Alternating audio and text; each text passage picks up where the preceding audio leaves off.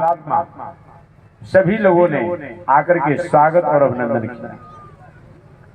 उन संतों में सबसे श्रेष्ठ संत जो अगस्त ऋषि हैं, अगस्त ऋषि ने भगवान श्री राम से कहा कि हे श्री राम, हे रघुनंदन, आपने रावण का वध किया, बहुत प्रशंसनीय है। आपके द्वारा कुंभकर्ण का वध हुआ, ये भी बहुत बड़ा प्रशंसनीय है।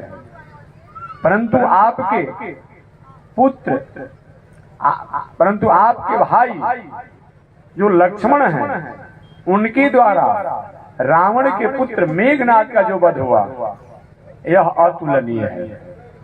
इसकी तुलना कहीं नहीं की जा सकती। भगवान श्री राम ने कहा, गुरुदेव, हमारे ही सामने और मेरे छोटे भाई को आपने इतनी प्रशंसा कर दी, आप कहाँ और रह पाएगा? ऐसा क्यों कर रहे हैं कि हमसे आप नाराज हैं क्या? ऐसा क्यों आपने कहा? देखिए, जो संत महात्मा मनीषी होते हैं, ओ अपनी बात, अपने सुहृद जनों की बात को स्पष्ट रूप में कह ही देते हैं। अगर श्री ऋषि ने कहा, रघुनंदन, आपको यह निश्चय है, किसी प्रकार का संशय नहीं है कि आप के समान दुनिया में कोई नहीं है, लेकिन जो मेघनाद ने जो तपस्या, थोड़ा सा आगे बढ़िए, आगे बढ़िए, इतना जगह छोड़ आगे बढ़िए। मेघनाद ने तपस्या करके जो जमराज को भी अपने बस में कर लिया था, जिससे जमराज की हिम्मत नहीं थी कि जो मेघनाद को मृत्यु प्राप्त करा सके। हम सब लोग अगर किसी से डरते हैं तो मृत्यु से डरते हैं। देखेंगे कोई अपने आप में, बाबू उधर आगे बढ़ो, कोई व्यक्ति गलती से कहीं विष खा लेता है। देखिए, प्रैक्टिकल व्यवहारिक में बात करते रहता हूँ। कहीं शरीर में आग लगा दिया, अचानक कोई दुर्घटना हो गई, कहीं अगर उसकी आवाज निकलती है तो सबसे चिल्लाते, डॉक्टर साहब देखिएगा, हमको बचा लीजिएगा, बचा लीजिएगा। इससे मालूम पड़ता है कि मृत्यु से डरता है, मृत्यु से डरता है। और दुनिया में हम किसी से डरे या न डरे, लेकिन मृत्यु से प्रायः सब लोग डरते हैं। ऐसे मृत्यु पर विजय प्राप्त करने वाला वह मेघनाद था। उसने तो एक ऐसा वरदान ब्रह्मा द्वारा प्राप्त किया था कि बेटा, तुम अजय रहोगे, तुम्हारे पर किसी की दाल नहीं गलेगी, तुम्हारे पर किसी की बल का आधिपत्य नहीं हो पाएगा। परंतु जब कोई अनुष्ठान के अवसर पर अगर तुम्हारा अनुष्ठान पूजा भंग हो जाएगा तो तुम सहजता से मारे जाओगे।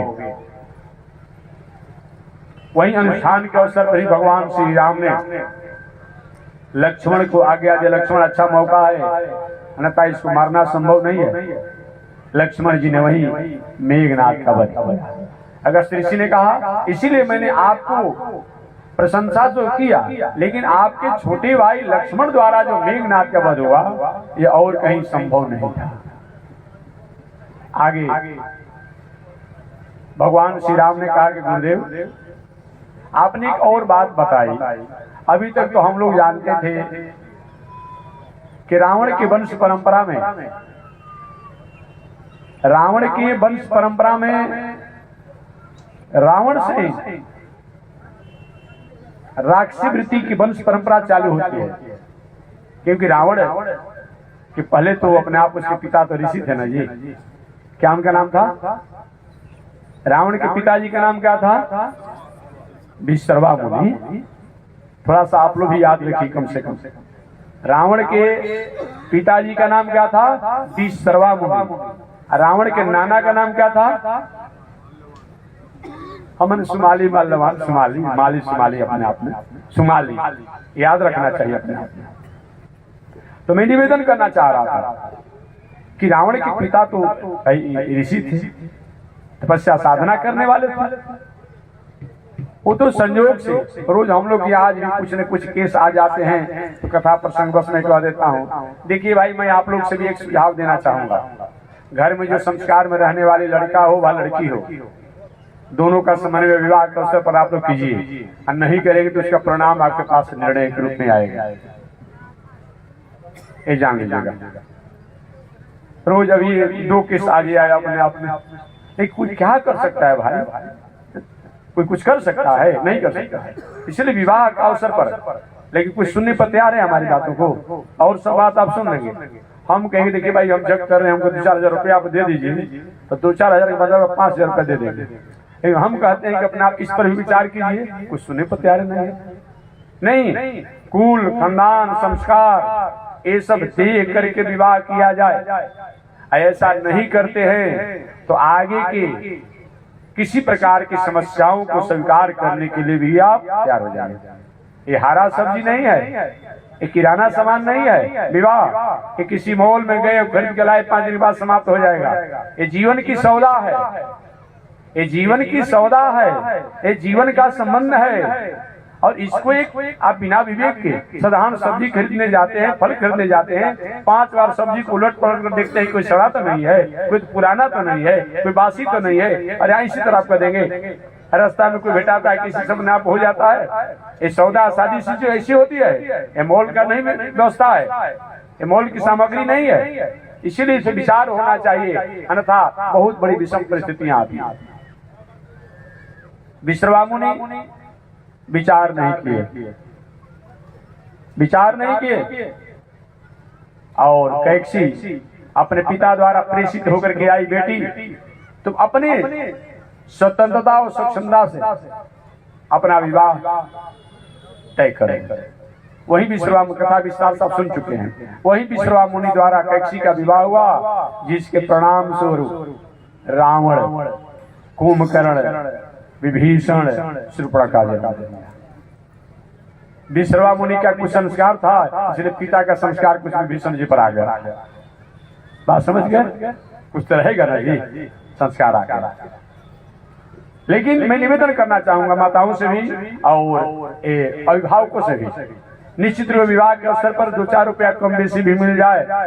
हम तो दान लेने का दहेज की बातें मैं नहीं करूंगा, सरकार द्वारा भी दंडनीय है और धर्मशास्त्रों द्वारा भी अपने आप में इसको अपना आप आदर नहीं दिया गया।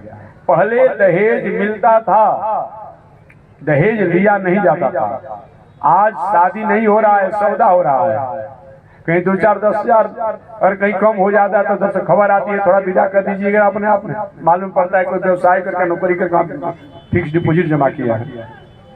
अरे भाई क्या आपने बाड़िए से न कह दिया जी, और कौन सी अपने आप में इतना हमको चाहिए? नहीं, शादी कीजिए, सौदा मत कीजिए। आज सौदा होगा तब तो भाई उसमें किसी न किसी प्रकार की समस्याएं आएगी। आज शादी नहीं हो रहा है, सौदा हो रहा है, इसलिए विषम परिस्थिति आती है। कुल, खानदान, संस्कार, शिक्षा सब कुछ देख करके और तब विवाह होना चाहिए। यही मैं निवेदन करूंगा। ऐसा नहीं होता है तो निर्णय आपके पास रहेगा। विश्रवा मुनि की वंश परंपरा को आपने जाना। भगवान श्री राम ने पूछा, ऋषि अभी तक तो हम लोग यही जानते थे कि रावण के वंश परंपरा जो है, राक्षसी परंपरा जो है रावण की, वो रावण से प्रारंभ हुई। लेकिन अभी आपने बताया, कल मैंने पिछले दिन बताया था, अभी आपने बताया कि नहीं, रावण से भी रावण की वंश परंपरा थी, और वह वंश परंपरा थी उसके ननिहाल वंश की, मातृकुल की। वह कौन सी वंश परंपरा थी उसको बताइए। तो कल भी मैंने बताया था, केवल हल्का इशारा करके मैं आगे बढ़ जाऊंगा। कल मैंने बताया था कि जिस समय सृष्टि के प्रारंभ में, सृष्टि के प्रारंभ में कब, कितना दिन पहले, 50,000 करोड़ वर्ष पहले। याद रखिए, हमेशा मैं निवेदन करता हूँ आप अपनी संस्कृति को जरूर याद रखिए। दूसरे के इतिहासों को तो याद आप करते हैं, लेकिन अपने इतिहासों को भूल जाते हैं। हमारी पुरानी संस्कृति कब से है? 50,000 करोड़ वर्ष पहले की है। और दुनिया में जितना भी अपने आप में है उनका साल समत है। कोई 2023 वर्ष का हो रहा है, कोई 1500 वर्ष का भीतर का हो रहा है, कोई 500 वर्ष का हो रहा है, कोई 2500 वर्ष का हो रहा है, कोई 3000 वर्ष का हो रहा है। हमारी वैदिक सनातन परंपरा जो है 50,000 करोड़ वर्ष पहले की। आगे बढ़िए मास्टर, वहां मत बैठिए, रास्ता छोड़कर आइए। 50,000 करोड़ आप लोग समझा दिया कि 50,000 करोड़ वर्ष पहले की है, वही जानिए अपने। तो उस समय की मैं बात कर रहा हूँ। सृष्टि की प्रारंभ में ब्रह्मा जी भगवान श्रीमन नारायण के नाभि कमल से प्रकट हुए। और जब प्रकट हुए थे उसमें पूरा दुनिया जलमग्न थी, जल ही जल, जल ही जल, जल ही जल था। उस समय ये मिट्टी नहीं था जल के ऊपर, ये पृथ्वी नहीं थी, पहाड़ भी नहीं थे, वृक्ष भी नहीं थे। बात समझिएगा, वृक्ष भी नहीं थे, पहाड़ भी नहीं थे, मिट्टी नहीं थी, पृथ्वी नहीं थी। उस समय केवल जल ही जल था। उसी जल को प्रकट भगवान श्रीमन नारायण ने किया। उसी जल पर अपना विश्राम करते हुए उनके नाभि कमल से एक बालक प्रकट हुए जो कि पितामह ब्रह्मा प्रजापति के नामों से जाने जाते। ब्रह्मा जी को आगे आयु सृष्टि करने के लिए ब्रह्मा जी सृष्टि करने लगे तो उसमें जल था।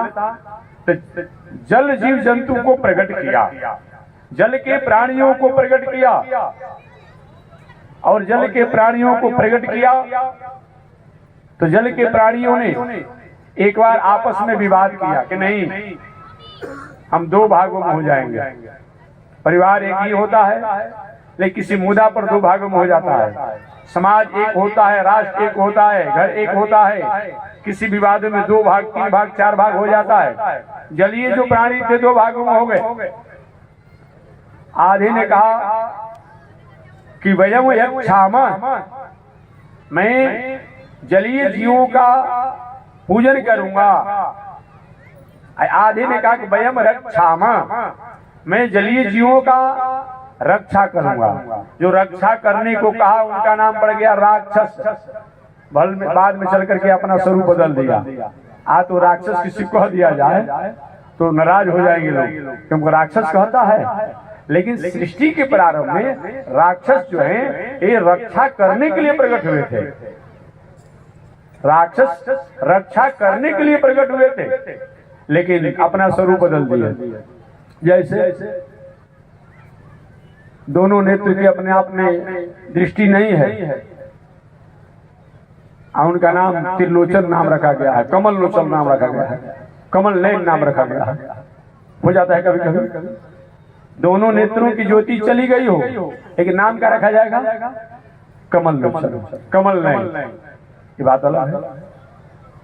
अपराध की दुनिया से जीवन जी रहा है, कसाई का काम कर रहा है, मुर्गा का फार्म खोला हुआ है, दयालु जी नाम रखा हुआ है। रात दिन हिंसा काम करता है, रात दिन अपने आप में कसाई का काम करता है, अपने आप में चीख का काम करता है, और नाम रखा है दयालु जी। ये तो अलग की बात है। तो पहले राक्षस रक्षा करने के लिए प्रकट हुए थे सृष्टि के प्रारंभ में, और आधे जलीय प्राणी जो हैं जल को यजन करने के लिए प्रकट हुए थे। एक प्रश्न आपके मन में आकर के रुका होगा कि महात्मा जी बात थोड़ी सी हम लोग को समझ में नहीं आ रही कि जल में भला ये मनुष्य इत्यादि या जो भी देव हो वो कैसे उसमें रह पाएंगे। एक बार एक व्यक्ति महोदय जी ने पूज्य गुरुदेव स्वामी जी महाराज से पूछा था, और पूछते रहते हैं कि भाई जो जल में रहेगा तो कैसे अपने आप में रह पाएंगे, सांस कैसे ले पाते हैं। अरे भाई जल में बहुत से ऐसे प्राणी रहते हैं, उनका सांस हो जाता अपने आप ले लेते हैं, उसी में उनका भोजन भी हो जाता है, शयन भी हो जाता है, खून के लिए परेशानी नहीं है। कभी आपने बिस्कुटिया को देखा है, जहां दीवार में सटी रहती है वही उनका विश्राम हो जाता है, कहीं अलग से पलंग की और सैया की आवश्यकता नहीं पड़ती है। अब बताइए ना, हम लोग कहीं चपकना चाहेंगे दीवार में तो गिर जाएंगे। ये कोई बड़ी आश्चर्य की बात नहीं है।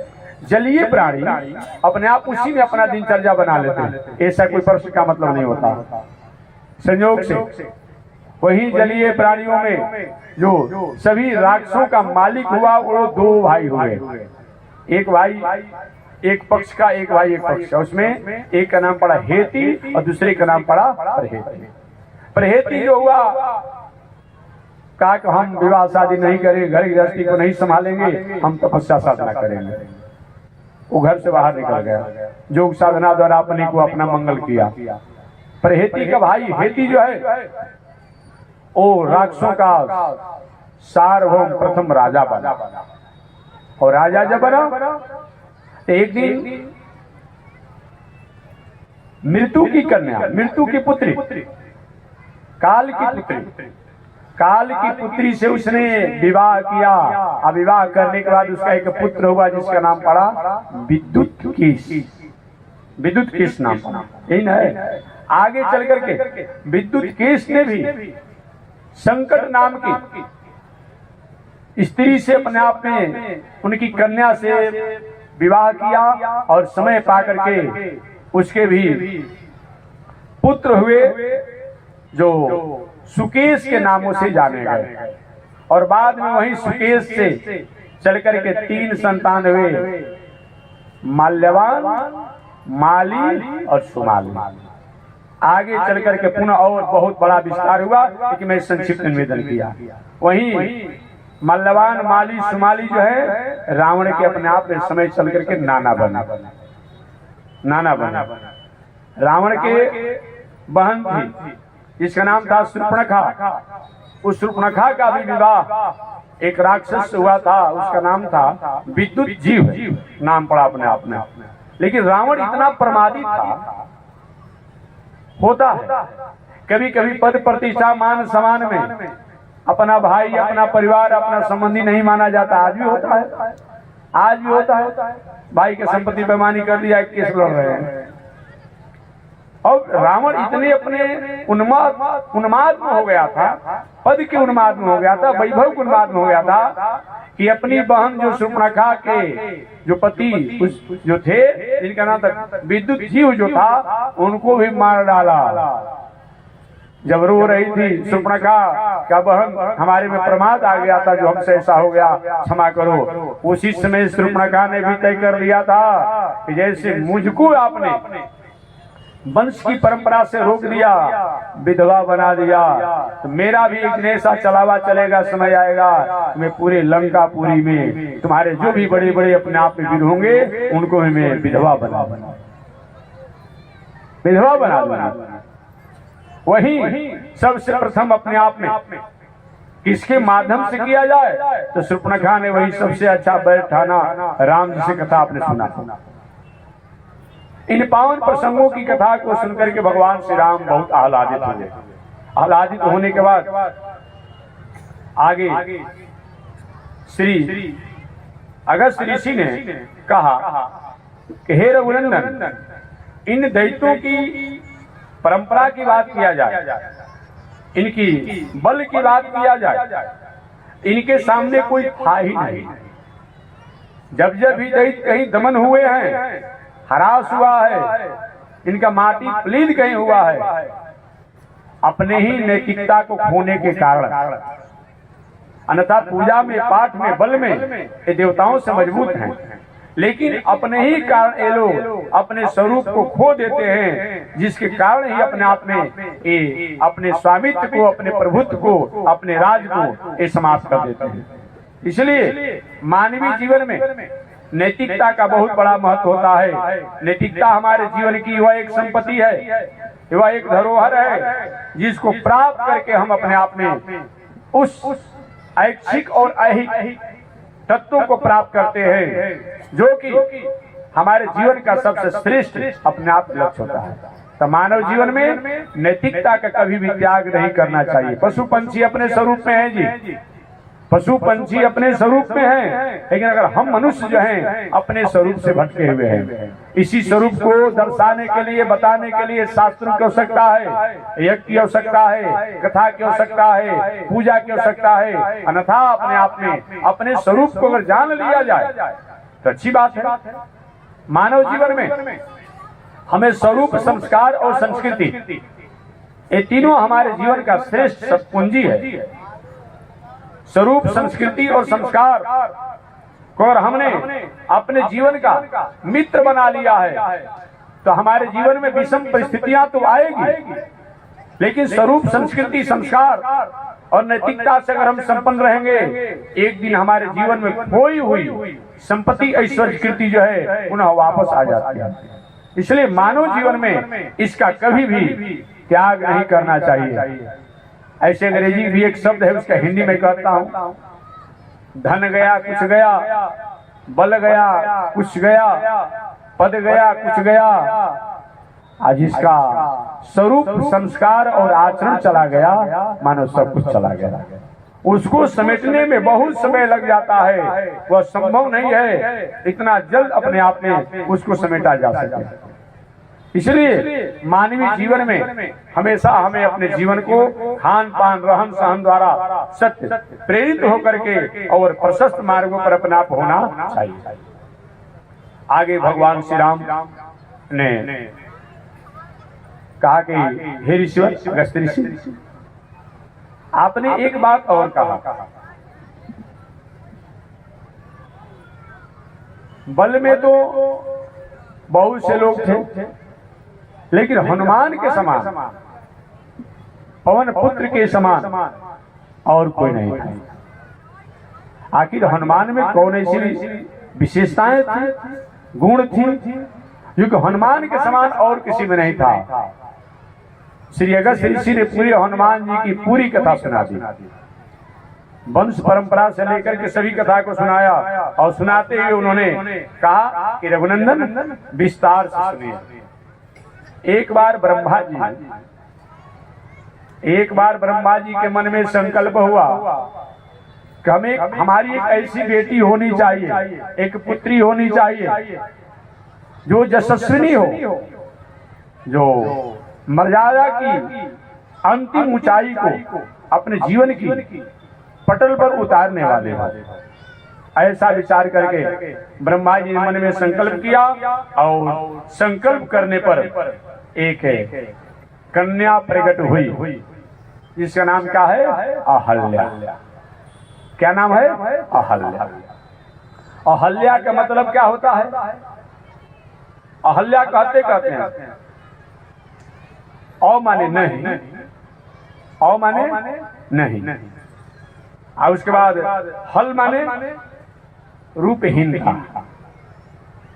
औ माने नहीं, हल माने रूपहीनता, अर्थात जो जिसमें रूपहीनता नहीं हो, अर्थात रूप की पराकाष्ठा, ऐश्वर्य की पराकाष्ठा से जो संपन्न हो, उसी का नाम क्या है? कभी कभी हमारे व्याकरण में, भारतीय दर्शन में शब्दों का प्रकरण के अनुसार अर्थ हो जाता है। कभी कभी और शब्द जो है कहीं एक गरिमा को लेकर के, एक विशेषण को लेकर के, एक उपलब्धियों को लेकर के आता है, और कभी कभी और शब्द जो है कभी उपलब्धियों को माइनस कर देता है। ये बताया गया है। जैसे कि बहुत से ऐसे शब्द हैं, अमुक व्यक्ति अपने आप यात्रा की है, मालूम कहीं की यात्रा की होंगी, अमुक व्यक्ति की महायात्रा हो गई, तो महायात्रा जो है और थोड़े से सोचनीय विषय हो जाता है, समझ लीजिए। तो कहीं कहीं और का मतलब होता है कि सम्यक प्रकार से, अच्छी प्रकार से, और माने कहीं कहीं नहीं भी होता है।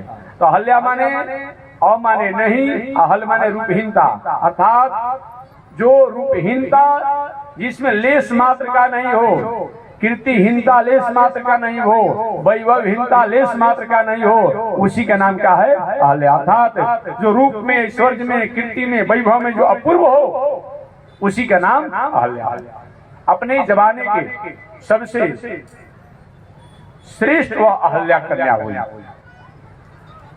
विचार किए, ब्रह्मा जी बेटी तो हुई, इसका पालन पोषण कौन करेगा?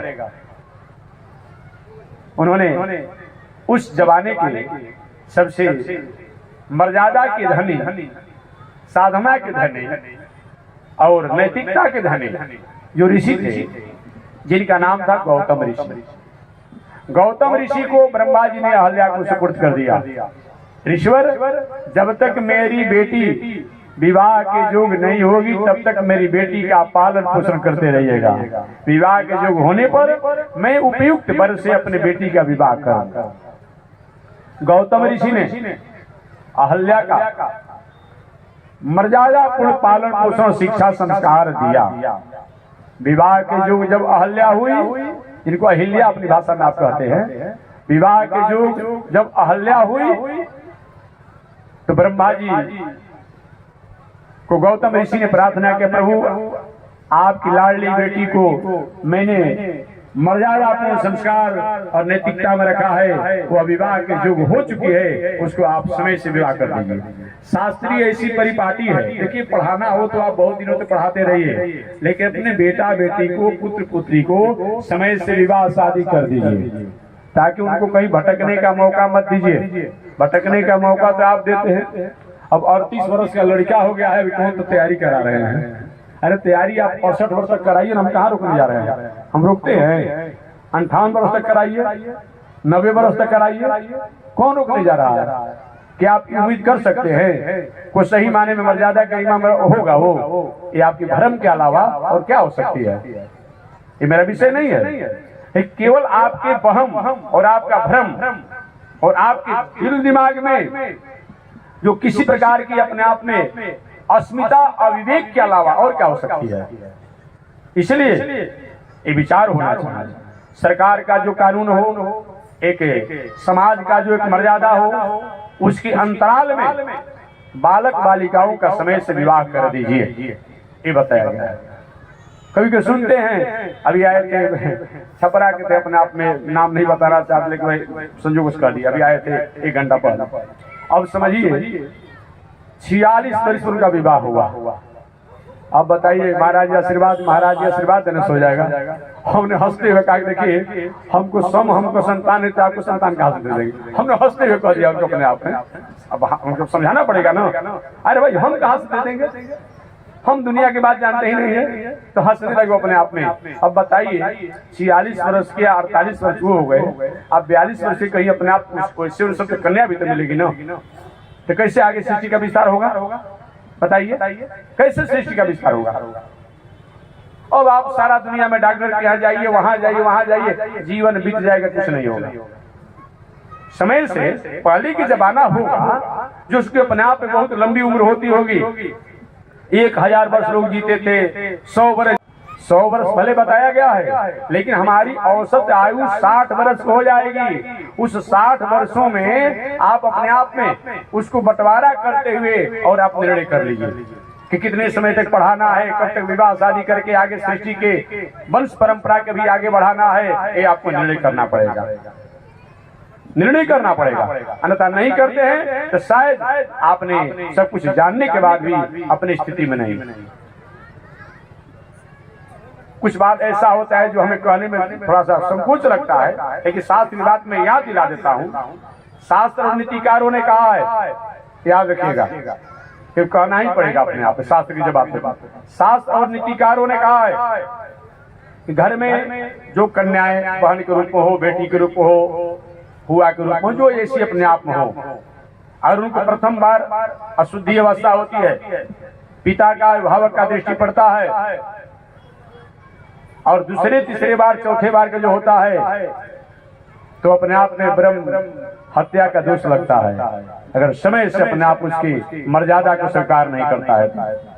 याद रखिएगा, ये बताया गया है, ब्रह्म हत्या जैसा दोष लगता है।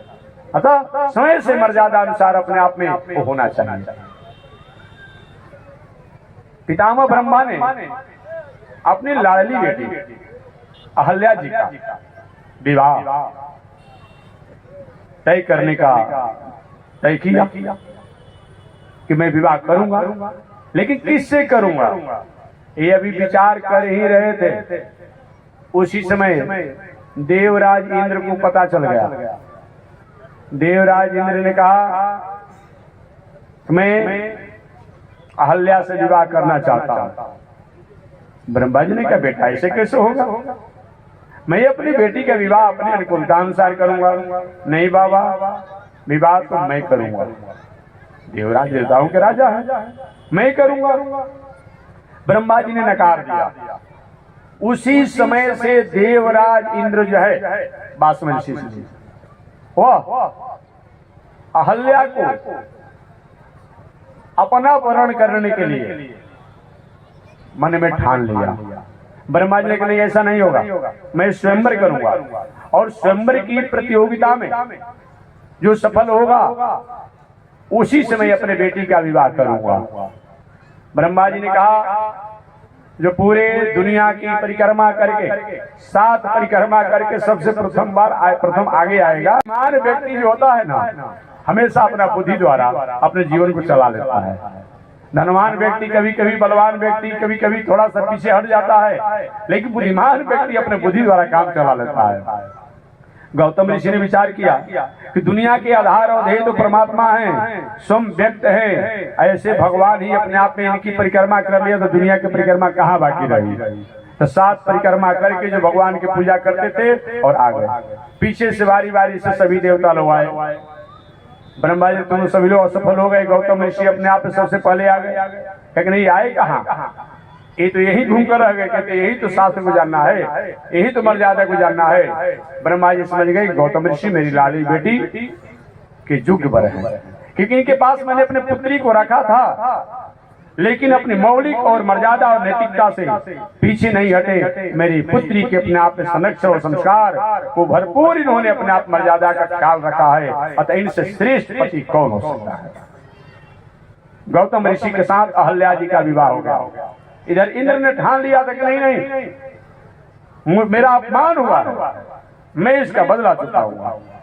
समय पा करके वही आप कथा जानते होंगे, एक बार गौतम ऋषि अपनी तपस्या साधना की अंतराल में अपनी स्थिति में थे और वह देवराज इंद्र जो है अहल्या जी की मर्यादा को भंग करने के लिए, भंग नहीं किया था, भंग करने के लिए गौतम ऋषि का वेश बना लिया और वेश बना करके अहल्या जी के यहाँ गौतम ऋषि के आश्रम पर आ गया। हालांकि वाल्मीकि रामायण, आध्यात्म रामायण, काकभूषुंडी रामायण, लोमस रामायण, जो वशिष्ठ रामायण, इन रामायण में लिखा हुआ है कि ये बात नहीं है कि अहल्या जी नहीं पहचान पाई। अहल्या जी पहचान पाई, लेकिन उस इंद्र के स्वरूप अपने आप में देखते ही रह गए।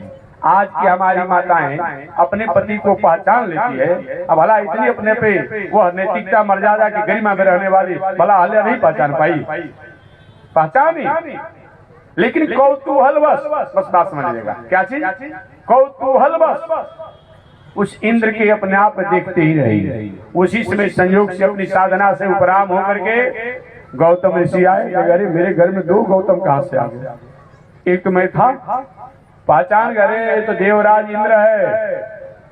गौतम ऋषि ने श्राप दिया, देवराज इंद्र तुम्हारी बुद्धि मारी गए, बताओ तुम इतनी ऊंचाई पर हो और दूसरे की बेटी बहू के प्रति तुम्हें अपने आप में मर्यादा का भंग करना तुम्हारा स्वरूप बन गया है। मैं तुम्हें शाप देता हूं, मैं तुम्हें शाप देता हूं, ब्रह्म हत्या जैसा दोष लगेगा और तुम्हारा श्री ऐश्वर्य तेज विहीन हो जाएगा और तुम्हारे शरीर में 1000 छिद्र हो जाएंगे। शाप लग गया। अहल्या को भी उन्होंने शाप दिया। बताओ तुम्हारी बुद्धि मारी गई, तुम पहचान करके जान करके भी कौतूहलवश प्रतिकार नहीं किया, उसको वहां से वापस नहीं लौटाया, देखते रह गई। तो जाओ, तुमको भी अपने आप में साफ देता हूं कि तुम्हारी बुद्धि पाषाण हो गई तो तुम पाषाण बन जाओ। वही गौतम ऋषि के साप से अहल्या जी पाषाण रूप में बन गई, जो बक्सर आप लोग जानते हैं, बक्सर आप जानते हैं। इस तरीका से अपने आप में इन कथा को निवेदन किए। तो हमारे श्री अगस्त ऋषि ने कहा कि ब्रह्मा ने बताया कि पूर्व काल में मैंने एक नारी की सृष्टि किया, उसका नाम अहल्या था। हल कहते हैं रूपहीनता को, उससे जो निंदनीयता होती है उसका नाम हल है, और हल से विहीन नारी को अहल्या कहा जाता है। एतावता नवनिर्मित नारी अहल्या नाम से विख्यात हुई। इसमें संक्षिप्त बताया कि मैंने विस्तार से बता दिया। आगे सत्वया दर्शिता शक्र कामार्तेन समानिना दृष्टस्तम तदा तेन आश्रमे ब्रह्मर्षिणा। गौतम मुनि ने अपने आप मुझे श्राप दिया कि हे शक्र, हे इंद्र, तुमने भय और लज्जा को परित्याग करके मेरी पत्नी के प्रति अपने आप ने कुदृष्टि किया है। अतः तुम युद्ध में शत्रुओं के हाथ पकड़ करके पराभूत हो जाओ, तुम्हारा राज चला जाए, तुम्हारी स्त्री विहीनता हो जाए, ब्रह्म हत्या के दोष से संपन्न हो जाओ। इस तरीका से अपने आप में इंद्र का तेज समाप्त हो गया और दैत्यों का आक्रमण हो गया इंद्रलोक पर। बहुत दिनों तक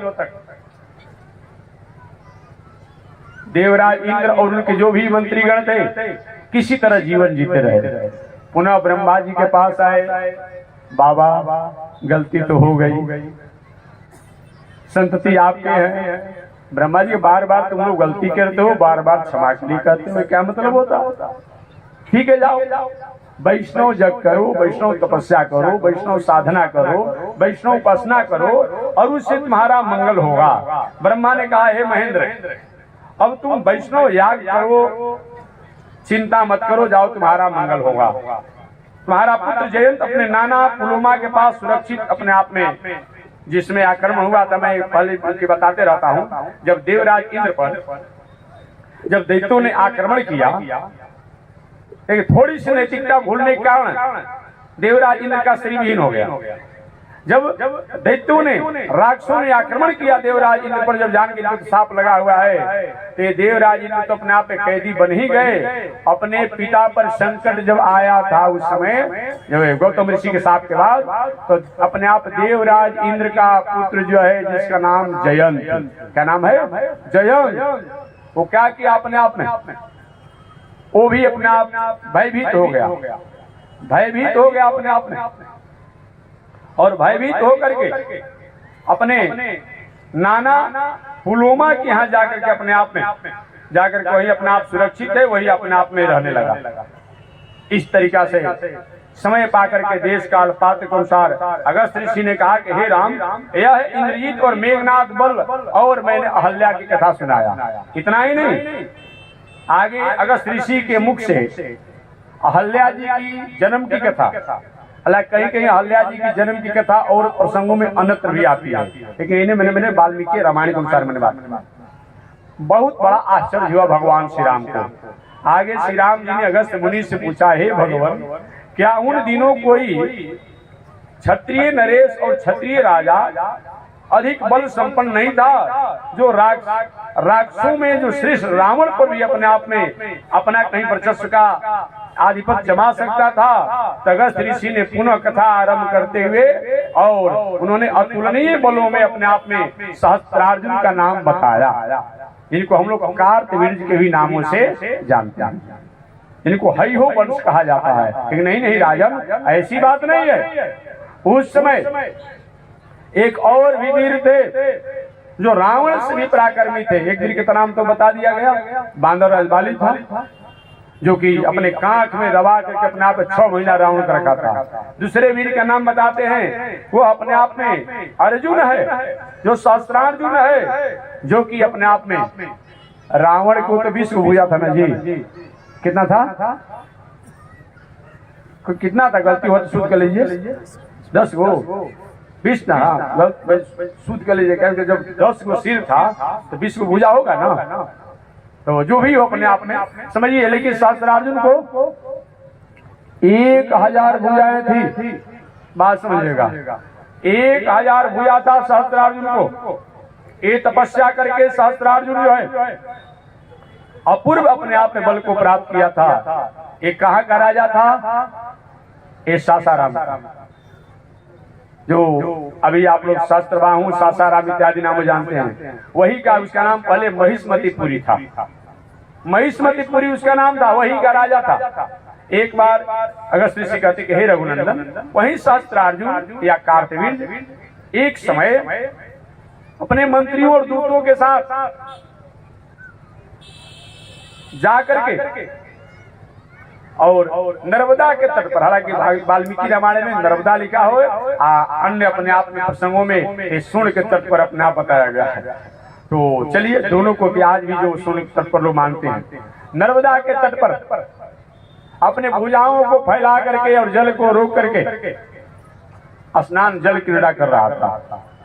जैसे कभी कभी आप लोग भी देखते होंगे जल में अपने आप जल क्रीड़ा करते हैं बहुत लोग गर्मी के मौसम में, तो लेट करके और जल को रोक के धाराओं को और जल क्रीड़ा कर रहा था।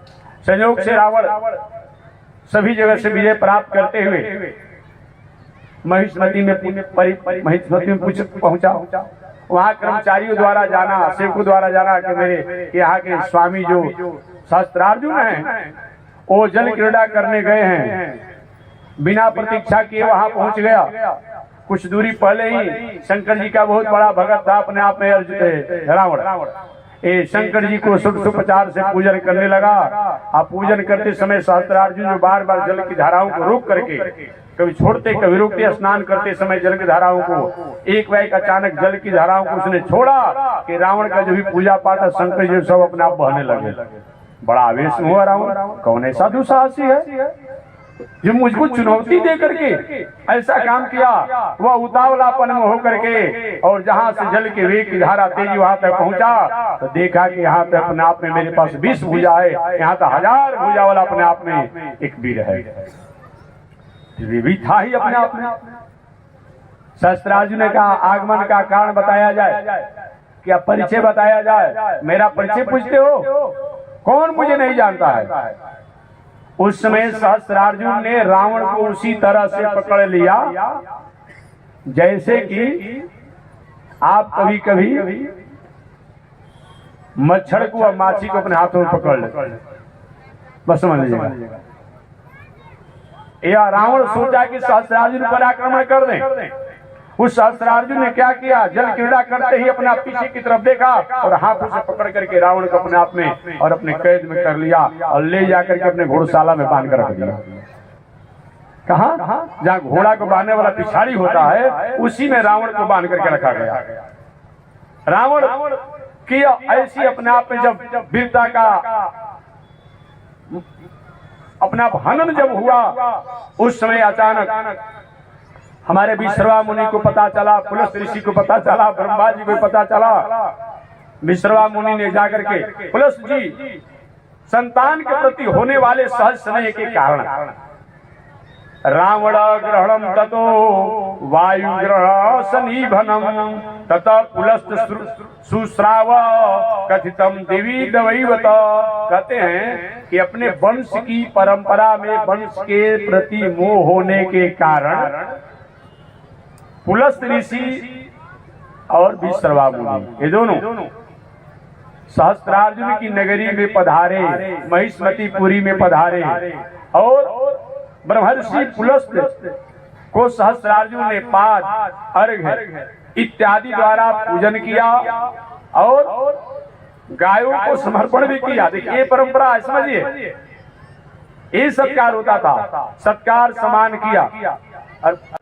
और कारण बिना सूचना के यहाँ उस समय पुलस्त ऋषि ने कहा सतस्य अद्य में कुशलम देव अद्य में कुशलम व्रता अद्य में सफलम जन्म अद्य में सफलम तपा।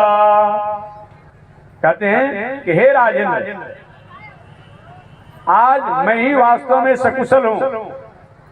जब उनसे पूछे कि अपने आप में तुम्हारा क्या सकुशल है, सहस्त्रार्जुन तुम्हारा मंगल क्या है, तब कहा कि अद्य में कुशलम देव अद्य में कुशलम व्रतम। हे प्रभु, हे पुलस्त ऋषि जी महाराज, हे विश्रवा जी, आज ही मैं वास्तव में सकुशल हूँ। और समय में कुशल था लेकिन आज मैं सकुशल हूँ। अद्य में कुशलम देव अद्य में कुशलम व्रत। आज मेरा व्रत कुशल पूर्वक पूर्ण हो गया। कहते हैं सहस्त्रार्जुन कहते हैं आज मेरा व्रत जो है कुशल पूर्वक पूर्ण हो गया। अद्य में सफलम जन्म अद्य में सफलम तप, क्योंकि मेरे यहाँ आप जैसे संतों का आगमन हो गया, दर्शन हो गया, आज मेरा सब कुछ पूरा हो गया। राजेंद्र अर्जुन ने कहा, हे ऋषिवर पुलस्त ऋषि, हे ब्रह्मन, आने का कारण बताए और हमें आज्ञा दे, कौन सी सेवा मैं आपका करूं। महर्षि पुलस्त ने कहा कि हे अर्जुन, हे सहस्त्रार्जुन, धर्म, अग्नि और पुत्र की कुशल पूछकर जिसके भय से समुद्र और वायु भी चंचल हो जाते हैं,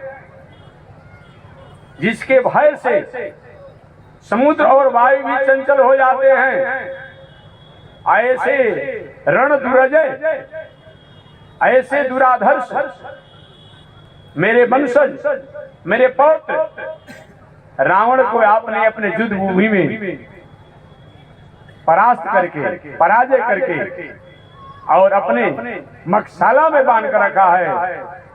ऐसे अतुलनीय बलशाली को हे कमल नयन शास्त्रार्जुन, तुमने मेरे पौत्र के जस को पी लिया, अर्थात नष्ट कर दिया, और सर्वत्र अपने नाम का ढिढोरा आपने पिटवा दिया। हे वत्स, अब मेरी यही याचना है कि मुझे दक्षिणा में कुछ देना चाहते हैं आगमन पर, तो मेरे पुत्र को मुक्त कर दीजिए। पुलस्त ऋषि ने कहा, मेरे पौत्र को मुक्त कर दीजिए। महर्षि पुलस्त की आज्ञा से शास्त्रार्जुन कहा, प्रभु मैंने आपको वचन दिया है, आपके वचन को सहर्ष में स्वीकार करता हूँ, लेकिन एक मेरा शर्त है, आज के बाद आपका पौत्र जो है, जब मैं कभी बुलाऊंगा तो मेरे संदेशा पर इनको आना पड़ेगा। मेरे राज, मेरे क्षेत्र में कभी भी दूसरी बार इनको कहीं प्रवेश नहीं करना होगा बिना मेरी आज्ञा के। इस तरह से अपने आप उन्होंने कहा। इसी बातों को रामचरितमानस में भी हल्का संगीत मानसकार ने कर दिया है। एक बहोरी सहस्त्रभुज देखा, भाई धराजी में जंतु विशेषा, जो मैंने कहा उसी कथा अपने आप में, क्योंकि समय नहीं है, मैं केवल आपको याद दिला दिया। मानसकार भी हर चीजों को थोड़ा थोड़ा संकेत कर, देखिए ये वाल्मीकि रामायण के ये बातों के यहाँ उन्होंने संकेत बस कर दिया एक ही चौपाई में। एक बहोरी सहस्त्रभुज देखा, भाई धराजी में जंतु विशेषा, माने सहस्त्रार्जुन ने रावण को एक छोटा सा जंतु समझ करके, एक जीव समझ करके अपना पकड़ लिया, वीर समझ करके नहीं। ये मानस के अनुसार कौतूहल लागी भवन ले आवा, ये मानसकार कहते हैं। उस रावण को इतना बड़ा पराक्रमी था, उसको कौतूहल माने जैसे खेलने के लिए, जैसे कि कोई बंदर को अपना मदारी करके अपना आप कौतूहल करता है, ये अपने आप सुगा को, तोता को, एक कौतूहल वीर को पढ़कर के लाए, ऐसा नहीं। एक श्रहण अपना कौतूहल हमारे राज्य में अपने आप में, हमारे नगर में इसका कौतूहल इसके द्वारा होगा, ये समझ करके कौतूहल लागी भवन लई आवा, सो पुलस्त मुनि जाई छोड़ावा, ये संक्षिप्त में यहाँ कर दिया गया। लेकिन वहां पर पुलस्त ऋषि जाकर के वैसे रावण को अपने आप में उस सहस्त्रार्जुन के शर्तों के अनुसार उसको मुक्त किए। इस तरीका से अपने आप में हमारे अगस्त ऋषि ने रावण के बारे में बताया कि रावण से उस समय बड़े बड़े प्रभावशाली थे, लेकिन वही सहस्त्रार्जुन जब नीति और न्याय पर थे तो रावण जैसे दुराधर्ष को भी अपने आप दमन किया, लेकिन वही सहस्त्रार्जुन जब मर्यादा से हटकर थोड़ा अपने मार्गों से हट करके अपने आप में कहीं जीवन जीने लगे, तो उसकी कथा आप लोग जानते होंगे, ये हमें बताना नहीं है, ये प्रसंग का समय नहीं है। आगे श्री अगस्त ऋषि ने भगवान श्री राम ने पूछा, प्रभु इसके अलावा और कोई वीर था क्या? और कोई वीर था जो रावण को इस तरह से अपने आप में अपने पराक्रम का प्रदर्शन करके और उसको दमन किया था? तो वह बांदरराज बाली का भी अपने आप में एक कथा सुनाया, जो कथा मैं पहले सुना चुका हूँ कि बांदरराज बाली जो है वह भी अपने आप में रावण को, अपने रावण पर विजय प्राप्त करके या सशर्त अपने आप में उन्होंने उनको मुक्ति दिया था। इस तरीका से भगवान श्री राम इस रावण के पराक्रम और रावण के पराभव की कथा को सुन करके बहुत आश्चर्य और आनंदित हुए। आगे उन्होंने पूछा कि ऋषिवर आपने कहा कि हनुमान जी महाराज के बल की बखान और कहीं कम नहीं। वो हनुमान अपने आप में महावीर, पवन पुत्र कौन है, इनको भी आप विस्तार से बता दीजिए। देखिए सब जानने के बाद भी एक दूसरे द्वारा सुनना चाहते हैं, उनके बारे में आप बताइए। पुनः श्री अगस्त ऋषि, बानर अजवाली, सुग्रीव, हनुमान जी के प्राकट्य से लेकर के, जन्म से लेकर के और बल प्रदर्शन तक की अपने आप सारी कथाओं को सुनाया। तो शेष चर्चा अगले दिन मैं करूंगा। आज इसी के साथ मैं वाणी को विराम दे रहा हूं। आगे परमात्मा की जैसी 1 घंटा बीतने में देर नहीं लगती है। श्रीमन नारायण लक्ष्मी नारायण, श्रीमन नारायण लक्ष्मी नारायण, श्रीमन नारायण नारायण नारायण, श्रीमन नारायण नारायण नारायण, श्रीमन नारायण जगोदारायण, श्रीमन नारायण जगोदारायण, लक्ष्मी नारायण नारायण नारायण, लक्ष्मी नारायण नारायण नारायण, प्रभु तेरे शरण, प्रभु तेरे शरण, प्रभु तेरे शरण, प्रभु तेरे राम जी तेरी शरण, समझे तेरी शरण, राम जी तेरी शरण, समझे तेरी, प्रभु तेरी शरण, प्रभु तेरी शरण, प्रभु तेरी शरण, प्रभु तेरी शरण, श्रीमन नारायण नारायण नारायण, श्रीमन नारायण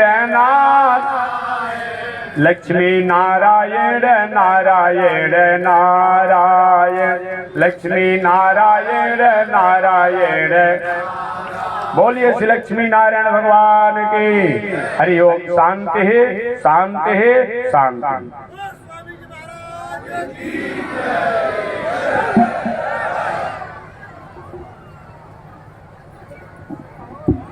ओम चंद्रमा मनसो जात चक्षुः सूरजो अजायत, श्रोत्राद्वायुष प्राण समुखादग्निरजायत, श्रीशते लक्ष्मी शपथनया वहोरात्रे, पार्श्वे नक्षत्राणि रूपमस्मिनौ व्यातम्, ईश्वर निखाड़ा मोमयि खाड़, सर्वलोकं मयि खाड़, कासायम यज्ञ सूत्र, शुचिव पुषि तथा चौर्ध्वपुण्ड्रं च भाले, यस्यास्ते दक्षस्ते कलिकुमति गिरीन्द्रेन्द्र वज्रं त्रिदण्डं, संसाराग्नि प्रशान्त्यै मृतजलममलं दारुपात्रं पवित्रं, श्रीविश्वक्सेन सूरे पदकमलयुग, श्रेयसे संश्रयामि अमर्याद शूद्र,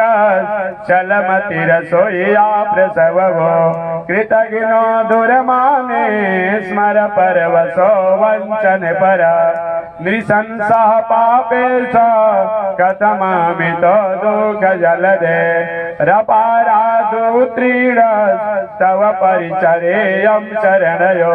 लक्ष्मी नारायण भगवान की, भास्कर भगवान रामानुजाचार्य स्वामी महाराज की, विश्व जगदाचार्य श्री त्रिदंडी स्वामी महाराज की। हरि ओम। शांति है, शांति है, शांति।